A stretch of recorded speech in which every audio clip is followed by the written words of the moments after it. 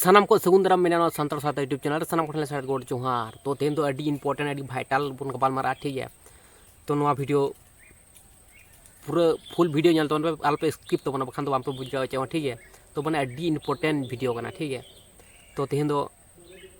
जहाँ दिसुम बन नेल जे दिनम गे टर्न नितुम तको दाल गोजे को माग गोजे को कुटुम गोजे को मेद को उंडुगे तको थेतलाई को बहक को थेतलाई तको उनका लकना घटना को हुयुग कना। तो नवा को बारे ते बन गपाल मारा तो अड़ी मारंग सिखनत रना मेना अड़ी मारंग सिखर रना मेना ठीक है। अड़ी किछु बड़ा रना मेना। तो चलो तला जैसे हम लोग तो वीडियो स्टार्ट कर लिए।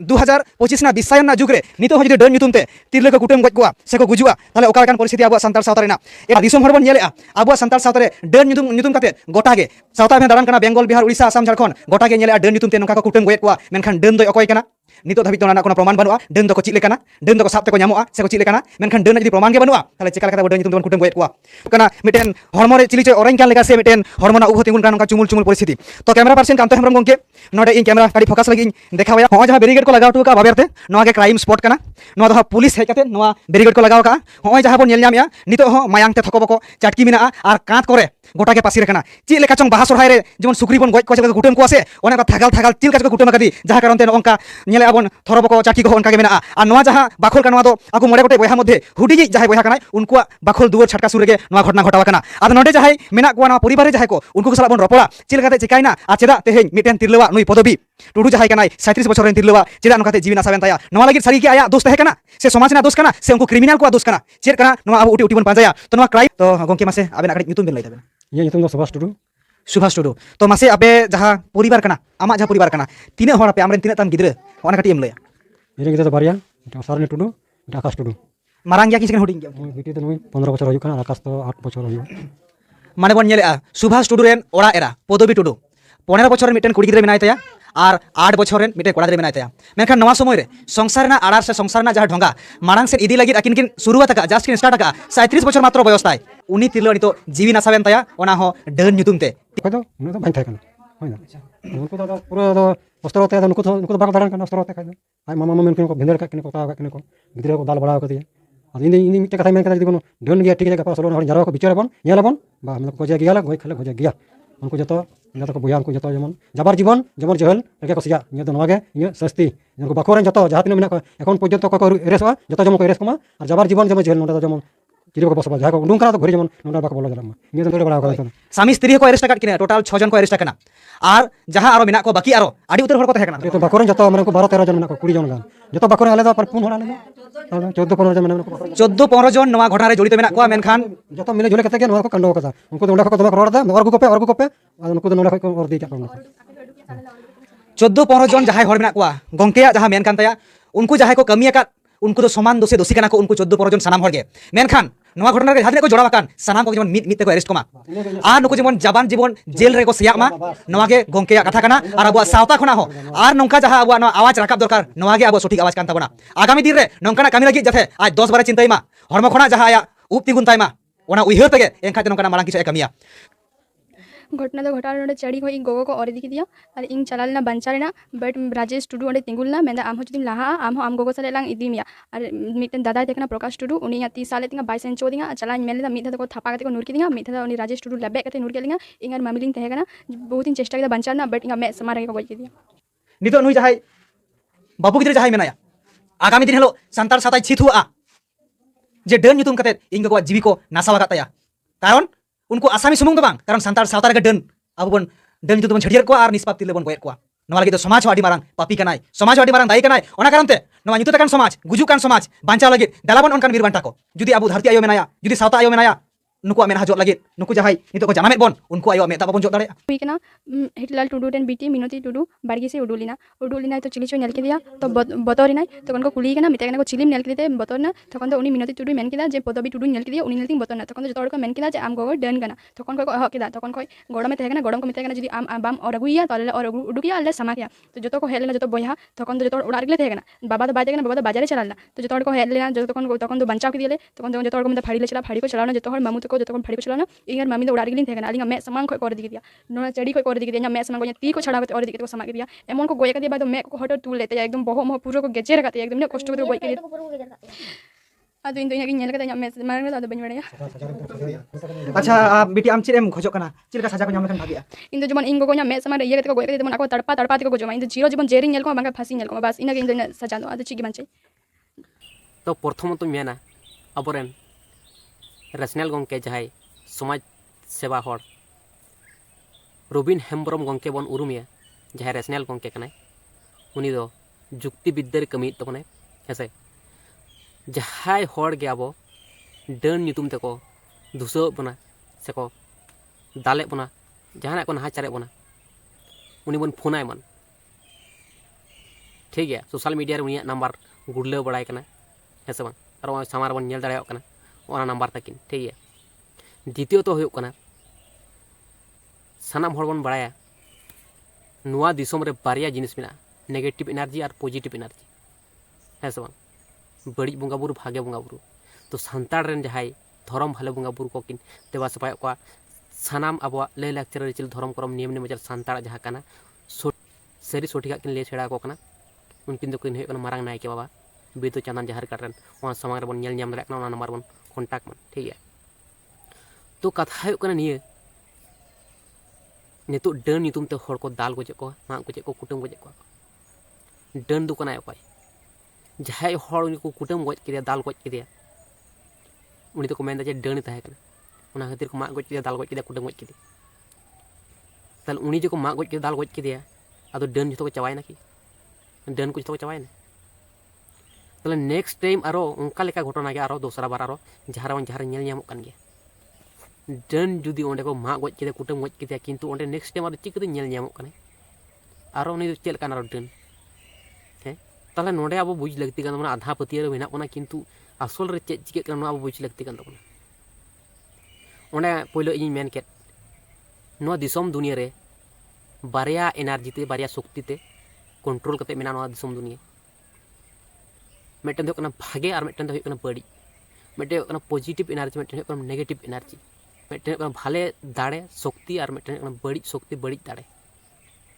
बारिया जिनिस मेना अडी गान हर गे मेना को नोआ कथा जे नोआ दिसोम दुनिया सृष्टि रन दो कोय मालिक बनु को प्राकृतिक खन को सृष्टि उगना प्राकृतिक खना सृष्टि उगना है सब प्राकृतिक जिनिस तो चेत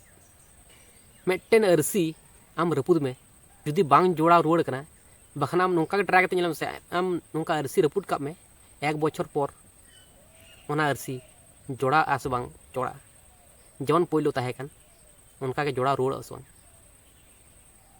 ताले प्राकृतिक ते जतो किछु जुदी चलाक कना है से प्राकृतिक रेना जतो जिनिस कना दारे नड़ी जीव जियाली जतो किछु प्राकृतिक ते जतो किछु सिरजेव कना ताले उना अरसी दो चिकेते बांग बेना कना एक बछर परेम नेलदा ओना अरसी दो उनका रपुट काय मेना अडी गान जायगा रे बन नेला जहां तिना अरसी रपुट कते मेना ओना को बांग जोड़ाव कना तो जोड़ाव कना कि नेल का गया बन अडी गान जायगा रे चिकेते बांग जोड़ाव कारण हो कना ओना अरसी जोड़ा लगे मेटन हड़ लगा मनमी लगा प्राकृतिक तो संभव बांग कना मेटन दाड़े लगा ओना जोड़ा लगे मेटन शक्ति लगा ऐसा ओना शक्ति आम मनमी द्वारा ओना तो संभव कना ओना तो प्राकृतिक तो बाय दाड़े ओना तो ऐसा मेटन शक्ति द्वारा ओना तो संभव कना प्राकृतिक द्वारा तो संभव बांग कना तो ओना खातिर मेना प्राकृतिक तो हुयुग कना जहां बन नेल ᱧᱟᱢᱮᱫ है से बांग किंतु प्राकृतिक दो ओना प्राकृतिक सिरजेव रेन जहां बांग जहां तो मेनाया नि हर रेन क्रिएटर मेनाया जहां प्राकृतिक के नेले प्राकृतिक दारे नड़ी धीरी बुरु ओना हो सृष्टि रेन जहां बांग जहां मेनाया है से बांग तो एमनी ते तो बांग होई कना माने नितु वैज्ञानिक को नोआ कथा को मेनदा वैज्ञानिक को मेनदा जे नोआ दिसोम रे नोआ पृथ्वी लेकाना 20 मिलियन गान नोंकाना के मेना ग्रह 20 मिलियन गान ग्रह मेना को पृथ्वी लेकान के किंतु वैज्ञानिक नोआ को रिसर्च कदा जे जहां तिना ग्रह मेना को नोआ पृथ्वी लेकान ओना ग्रह करे मनमी मेना को से बनु को जीवी मेना से बनूआ जीव जियली मेना से बनूआ माने जीवी मेना से बनूआ नोंका जेमन जीवी तो जिनिस जहाँ मेना धीरे हासा बलि नोंका जिनिस दो बांग जहाँ दारे नड़ी जहाँ जीवी मेना जहाँ मनमी अब जेमन बन लेटेप लेटेप बन लड़ा कना नोंकान जीवी जीवी मेना से बनूआ नोआ को रिसर्च करते बन नेला जहाँ तिने ग्रह मेना पृथ्वी लेकना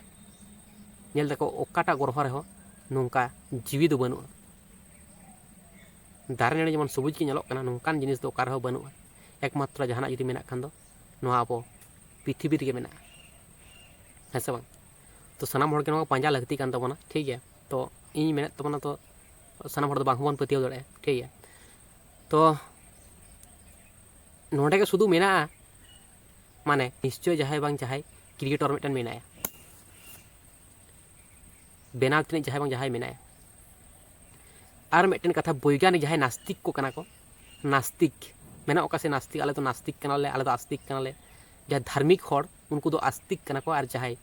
बोंगा बुरु बांग को पतियो को उनको तो को कना नास्तिक हेसे तो नास्तिक हड़ दो मेन दको जे बोंगा बुरु कोनो जिनिस बनू को क्रिएटर कोनो जिनिस बनू को किंतु वैज्ञानिक जहाँ को रिसर्च कर उनको को मेन चोयदा आले 100% ना 100% दो बाले रिसर्च दाड़ा दिसम दुनिया चलका हफ्ते सृष्टि करना छतो किचु दिसम रेना सानाम किचु दो बाले रिसर्च दाड़ा छतो किचु पंजा बाले पंजा दाड़ा माने 100% रे 100% दो बाले पंजा दाड़ा पूरा पूरी तो छतो किचु आले क्लियर हफ्ते तो बाले ले दाड़ा 100% मध्य आले 5% सुदुले पंजाव कदा 5% सुदुले बड़ाय कदा नो दिसम रेना बुझ दाड़ा ना सामान्य किचु जिनिस दो बांग कना ठीक है साइंटिस्ट हड़ ओना कथा को मेनदा नितो अब गूगल बन कुली दाड़ा एआई बन कुली दाड़ा जे वैज्ञानिक नो दिसम दुनिया रेना तिने किछु को बड़ाय कदा तिने किछु को बड़ाय कदा जतो किछु को बड़ाय कदा जतो किछु पास कदा मेना को 100% ना 100% को बड़ाय कदा से तिने परसेंट को बड़ाय कदा नो बन कुली को मन से एआई बन कुली मन एआई ठेन के सनाम लेकना आंसर जाम कना उनी के बन कुली मन ठीक है ताले उनी जहाय वैज्ञानिक जहाय खातिर अब बन डाक्तार ठेन बन सेनोक कना हेसे बांग ओझा ठेन बांग सेन कते जा डाक्तार ठेन बन सेनोक कना हेसे इन ता बोले नो दो बइन ले ओझा ठेन सेनोक पे ठीक है ओझा ठेन दो बांग चला दो इन दो बइन मेनदा किंतु निया बुझ रना मेना एडी किछु अब बुझ माबन वैज्ञानिक नोय मेन चोयदा जे आले दो 100% रेना 5% ले पाया नाम कदा नो दिसम दुनिया रेना ओकाटा चेक कना बांग कना सानाम किछु क्वेश्चन आंसर दो बाले नाम दाड़ा का 100% तो ओना होते आले होनवा ग्रेंटी कन्फर्म बनू लिया जे सीमा कथा सृष्टिकर्ता मेना से बनुया आले हो ओना खातिर ते नो आले बाले ले दाड़ा जे सृष्टिकर्ता मेना से बनुया कारण दो हेकना नोवा रना आंसर आले हो बाले नाम कदा ताहा नोडे को बन बुझ दाड़ा उनी हो जहाय वैज्ञानिक बन पतियो कना जहाय नास्तिक बन पतियो कना उनको हो आंधा पतियो रे मेना को ठीक है जहाय नास्तिक कना को उनको हो आंधा पतियो रे मेना को ऐसा बांग उनको तो होयतो कड़ी को चेठाव कना नपाय रे मेना को किंतु उनको आंधा पतियो रे मेना को उनको आको जेद तो चला कना हेसे नोडे चेदा नोआ कथाई मेनदा जहाय वैज्ञानिक कना को उनको हो को मेनदा जे दिसम दुनिया ना तो सनाम किछु दाला तो बाले बड़ा दाड़ा का 5% सुतरे पंजाव का नाले बड़ा दाड़ा का आरो ले बड़ा रना ले चेष्टा कर किंतु उन किछु तो बाले बड़ा दाड़ा का ठीक है तो ओना खातिर उनी होय मेमेन कना जे सृष्टिकर्ता तो मेनाया जहाय क्रिएटर नो दिसम दुनिया बेनाव रेन जहाय बांग जहाय तो मेनाया ओना अरसी जेमन आज आजते बांग बेनाव लेना उनका गे नो दिसम दुनिया हो आज आजते तो बांग बेनाव कना नो बेनाव रना भूमिका जहाय बांग जहाय मेना मेटेन राउंड बन नेल कदा पृथ्वी सूर्य शनि आयमा आयमा उनका ग्रह को अचुरोग कना माने अडी चेहरा को सजाव कते को दोहो कदा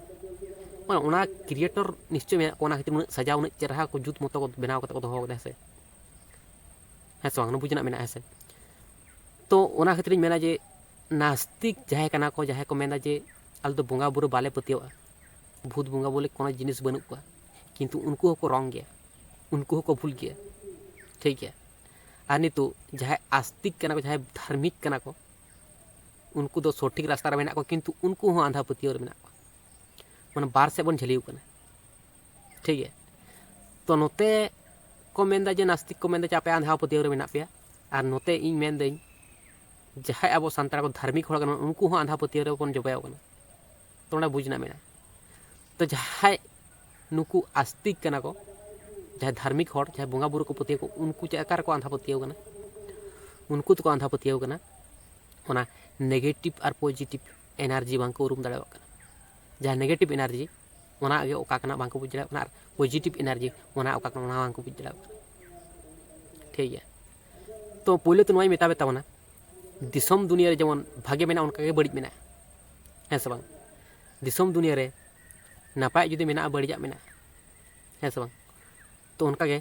दिसम रे भागे बंगा बुरु मेना को बड़ी बंगा बुरु मेना को उनको बन उरुम लेको खान के सानाम किछु बन बुझ दाड़े सानाम किछु बन आयत्त दाड़े ठीक है।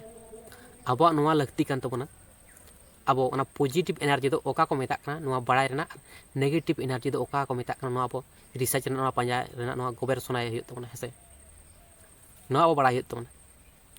पॉजिटिव एनार्जी तो इही मेता बे कान तबना पॉजिटिव एनार्जी जहाँ कना ओना दो हुई कना सांतार रेन धर्म भाले बंगा बुरु को जहाँ कना को उनको तो हुई कना भाग्य बंगा बुरु भाग्य मिटन शक्ति भाग्य मिटन एनार्जी ठीक है। उन सामान जिनिस तो बांग कना नितो बन बड़ाया दिसम दुनिया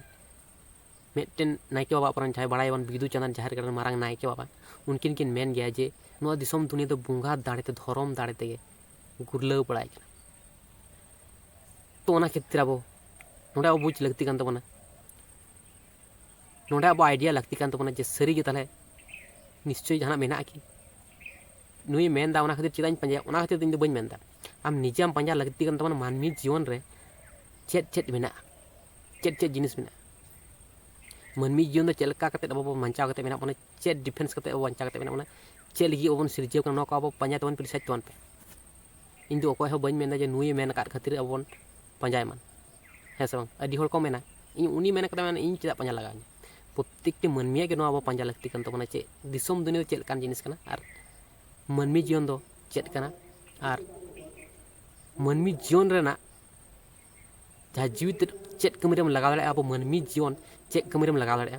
गज कते चेम चिका दाड़े चे बाम चिका दाड़े ओना सानाम किछु बड़ाय लगती कान तान प्रत्येक मानमिया गे ओका जगह चेक का हफ्ते बन कमी दाड़े मानमिया बुझे एका हफ्ते बन कमी दाड़े बंगा तला कते चेक का हफ्ते बन कमी दाड़े सानाम किछु ने एक्सपीरियंस हताव लगती कान प्रत्येक जिनिस रेना है से बांग प्रत्येक जिनिस रेना शिक्षा अब हताव लगती कान ताबोन ठीक है। तो नोआ चैनल अब सब्सक्राइब कर दो तबन पे अड़ी किछु उनका लेकिन एक्सपीरियंस को जहाँ को नामा इन शेयर पे तबना ठीक है। तो सानाम लेकिन उनका लेकिन पांजा मिनिए तदंतर मिनिए ठीक है। तो सानाम कुछ लेकिन पांजा तबना रिसर्च तबना ठीक है। आपे हो पांजा तबन पे इन पांजा सानाम हर तबन पांजा और बन शेयर जनोआ है से बन सानाम हर गे ताकत बार बन मेना पावरफुल बन मेना सानाम हर गे इंटेलिजेंट बन मेना बुद्धिमान बन मेना सानाम हर गे भाले किछु बन मेना है से बन तो ना गिन मेना सानाम हरते गड़ो गपड़ो कते बन मेना तो होना कथा तो नोडा अब बन बुझ जाएगा जे पॉजिटिव एनार्जी मेना नेगेटिव एनार्जी मेना नेगेटिव एनार्जी दो का जहाँ दिकू छाती बंगा बुरु कना को तो ना डिस्कस करते इन बन लेदा नोडा अब बुझना मेना तबना अड़ी किछु ना को डिस्कस करते बन बड़ाय खान बन बुझ दाड़ा किंतु ना को डिस्कस लगी दो इन दो बनुया ठीक है। तो बंगा बुरु बारे आपे को जुदी बड़ाय सना पे तबना एड़े खान दो मारंग नायके बाबा मेना बिदु चंदन जहाँ कर मारंग नायके बाबा उनकिन ठेन अब बड़ाय तबन पे उनकिन ठेन जेतु पे बड़ाय दाड़ा एड़े सानाम किछु क्लियर भावते परिष्कार भावते बुझाव दाड़ा मेन दाड़ा बड़ाय दाड़ा ठीक है। एड़े खान गेबन बुझ दाड़ा किंतु इन दो उनका लेकाना बड़ाय रही इन दो किंतु सानाम हर के जहाँ ठेन जहाँ शिक्षा मेना उनी ठेन के पूरी भावते बड़ाय लगती कना जहाँ ठेन आधा अधूरा मेना उनी ठेन बड़ाय तो नापाय तो बांग हुआ जतोटा ताते बड़िया के बेसी हुआ तो खातिर मेना जहाँ बड़ाय तबना जहाँ बुद्धिमान हर उनका मेना को अब बुद्धिजीवी हर को मेना को उनको ठेन बड़ाय तबन पे सानाम किछु बुझ दाड़ा ठीक है। और ओना जहाँ इन मेन के नेगेटिव और पॉजिटिव एनार्जी ओना एनार्जी खातिर के अब बन नितो बन उनका नासा दसा बन खबर तपम बन अब तला मानवी तला ओना पावर दो ओकाटा पावर खातिर ओकाटा शक्ति खातिर नेगेटिव शक्ति खातिर पॉजिटिव शक्ति जहाँ कना ओना दो नापा ओनाटा सिस्टेम जहाँ कना जहाँ नियम कना प्रत्येक जिनिस रे मिटन नियम मेना ताबोन है से बांग प्रत्येक जिनिस रे नियम तबोन ताड़ाम दा अब मानवी दो रान बन जमा मिद सुपी बार सुपी ओना हको डाक्तार को मेता बोना जे नोंका अब नियम कते नो रान बन जम लेखान अब बन नापायो और जुदी डाक्तार कथा बांग जम कते जहाँ बोतल रे रान को मामरा पूरा बोतल बन नुय चे हुआ अब डेथ हो दाड़ा गज बन गज दाड़ा है से बूढ़ी रान हो और नौका जहाँ न्यू रान हो जहाँ रान के हुए है से बांग तो जहाँ नियम ओना तो मनाव गे तबना उनका गे पॉजिटिव एनार्जी जहाँ नियम श्रृंखला जहाँ रूल्स मेंटेन हो तबना प्रत्येक स्कूल में चलाव हो dress code maintain time maintain उनका लेका मेना तबना है से बांग तो उनका गे अब मेंटेन लगा बना जहाँ नियम तब ताराम लेकिन अब नपाय बन तहना जहाँ पॉजिटिव एनार्जी जहाँ नियम श्रृंखला कना ओना नियम तबन ताराम लेकिन अब सानाम हर गे नपाय बन तह दाड़े नपाय बन तहन गया और भूल करते जुदी नेगेटिव एनार्जी रेना नियम श्रृंखला तबन ताराम दी दे लेकिन अब दो बड़ीजा के हुआ है से बांग तो ओना खातिर मेना जे पॉजिटिव एनार्जी मेंटेन इदियम चेक लका कतेम है से ओना मिटे नियम मेना से ओना नियम मानाव दियम चेक लका कते ओना नियम बड़ाई करते गेले आम मारंग नायके जहां कनाय बिदु चंदन जहार गड़न मारंग नायके जहां कना उनकिन ठेन जोगाजोग तवन पे एखान बन बुझ दाड़ा जे ओकाटा कना सरी ओकाटा कना गलत और पॉजिटिव एनार्जी को नेगेटिव एनार्जी को ठीक है और अब नपाय तह करते गेले अब सानताड़ मनमी नपाय तह करते गेले पॉजिटिव एनार्जी के दरकार तबना ना अब पाँजा तबन पे अब सानताड़ को ओकाटा एनार्जी लगती कान तबना नेगेटिव एनार्जी तब नपाय बन तहन कना से पॉजिटिव एनार्जी ते नपाय बन तहन कना अब पाँजा तबन पे प्रत्येकटी मनमी और उना हूँ मेन पे कान तबना पॉजिटिव एनार्जी जुदी अब सला तहना ओना जहाँ नियम श्रृंखला तबन ताड़ामा पॉजिटिव एनार्जी अब जहाँ तबन न्यामा ओना नियम श्रृंखला तबन ताड़ाम लेखान अब सानाम हर गे नपाय बन तहना डन डपुन जतो किछु साहात तबना अब तलारे हिंसा हिंसी रगे अड़ी लोभ लालच जो साहात तबना अब जुदी पॉजिटिव एनार्जी जहाँ नियम श्रृंखला कना ओना जुदी बन मना दाड़े ठीक है तो होना कथा पे उनको को मैंने अड़ी चाड़ पे बुझ दाड़ा तबना ठीक है जहाँ को बाम पे बुझ दाड़ा उनको लगे क्वेश्चन पे दो दाड़ा कुली पे दो दाड़ा जे ओकाटा आम पे बुझ दाड़ा ओकाटा टॉपिक रे बाम पे बुझ दाड़ा एखान क्लियर हफ्ते ले पे तबना ठीक है तो होना कथा तो डन डपन तो आमन खबर तपमा अब तलारे हिंसा हिंसी रगे अड़ी आमन दोहया ओझा ओझा ओझा उनको दो मनमिया बड़ी को खोजा हड़ा खबर तपाम को सृष्टिया को मेना को चाहे हनी आपेरन के डन गए नुई डन हनी डन डन किंतु प्रमाण कर उदुड़ दाड़े नुई डन चेक का डन है बाम बाय उदुड़ दाड़े तलहे ओना खातिर मेना जे ओना को तो आंधा पतियोर लेकाना रगे मेना बना है से बांग ओना खातिर मेना जे रेशनल गंके जहां मेना तबना उनकिन ठेन चला तबन पे बखान उनकिना फोन नंबर जहां एम के तबना ओना फोन तबन पे और बड़ा जोंग पे और बांचार ना उपाय बड़ा जोंग पे ठीक है और मारंग नायके बा जहां नंबर उदुगा बन उनकिन फोन किन तबन पे उनकिन ठेन बड़ा जोंग पे आपे नपाय चिका पे तहना मनी जोन रे चिका के नपाय पे तहना ओना पे बड़ा जोंग पे और नपाय पे तहन ये सानाम संतार को ठीक है तो वीडियो अड़ी लंगोक कना तो ना खातिर तेहे वीडियो ने देबे था कना चल तला सांग ठेन साइड कोड चोहार।